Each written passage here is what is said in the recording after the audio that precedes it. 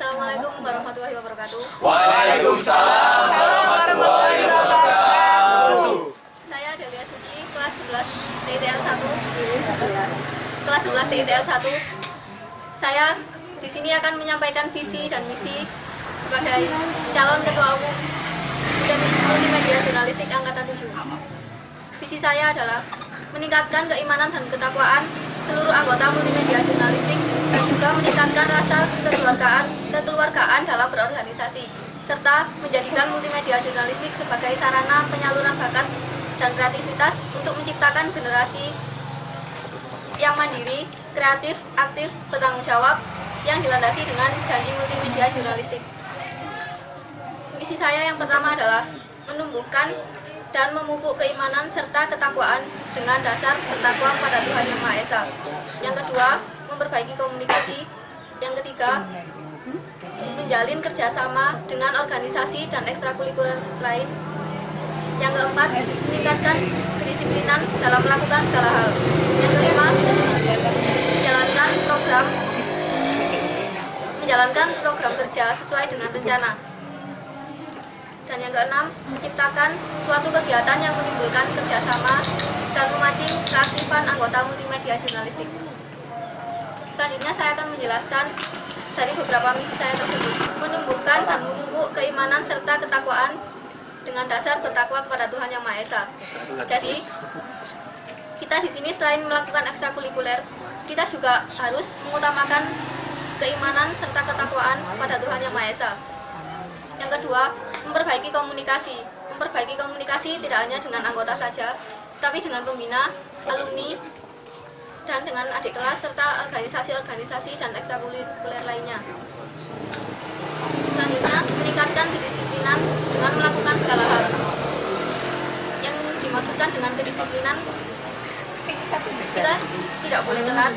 Kalau bisa, sebelum dimulai acara, kita harus sampai di sana duluan. Yang selanjutnya, menciptakan suatu kegiatan yang menimbulkan kerjasama dan memancing keaktifan anggota multimedia jurnalistik.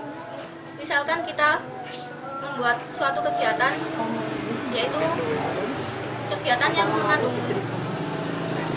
kerjasama, misalkan ngedit estafet, atau kalau tidak membuat cerita bersambung yang akan dilanjutkan dengan anggota lain. Selanjutnya, apakah ada pertanyaan? Cara kamu, langkah awal kamu dalam memperbaiki komunikasi gimana? Kita berusaha untuk mengajak teman-teman berkoordinasi, berkumpul, dan bagaimana caranya kita untuk berkomunikasi itu biasanya kita bisa lewat SMS. Terus kalau misalkan kita ketemu dimanapun itu kita harus menyapa. Kalau langkah awal pada dirimu sendiri, bukan pada ekskulnya, biar komunikasi bisa berjalan itu biasanya kamu gimana dulu? Membaur dengan teman-teman yang lain. Oke. Pertanyaan. Oh ya, saya mau tanya, tadi kan di misinya ada menjalin kerjasama sama ekskul atau organisasi lain. Berikan contohnya.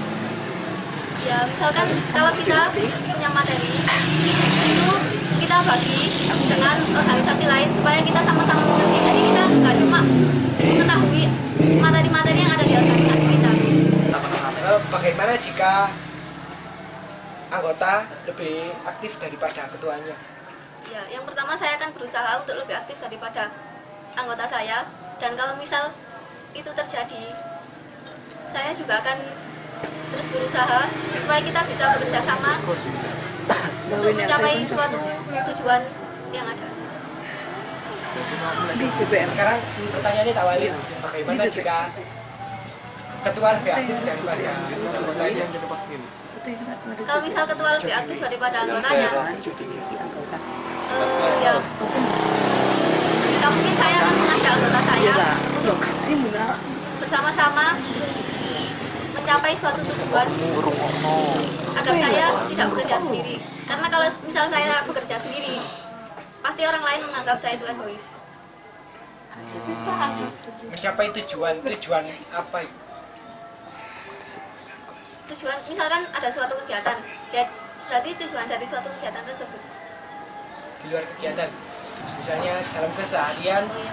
ketuanya lebih sering kesekret terus sering daripada anggotanya.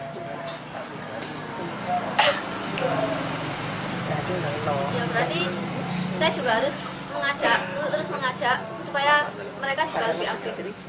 Ya, saya bertanya,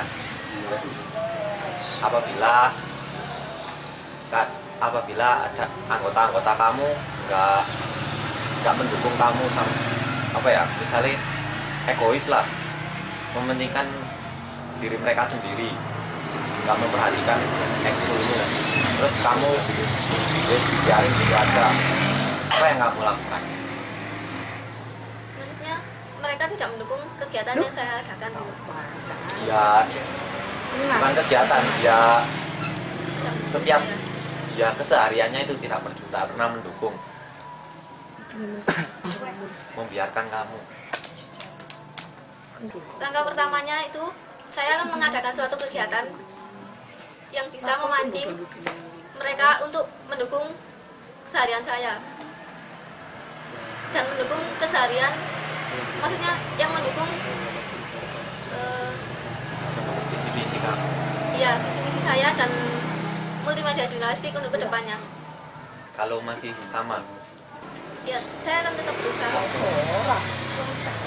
karena bagaimanapun juga dari suatu usaha mungkin mereka juga akan sadar dan mengintrospeksi dirinya. saya dulu juga pernah melakukan hal yang sama, tapi gagal terus.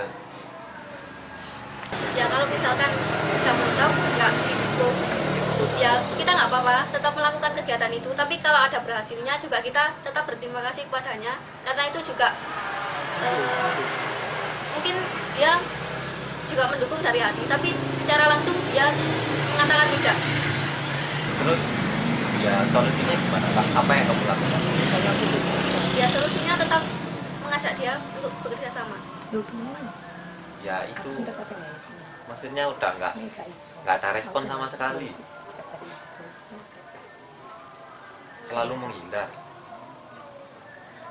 Kalau dia selalu menghindar ya kita mengajak bekerja sama teman-teman yang merespon kita. Ya apa kamu tetap mempertahankan mereka?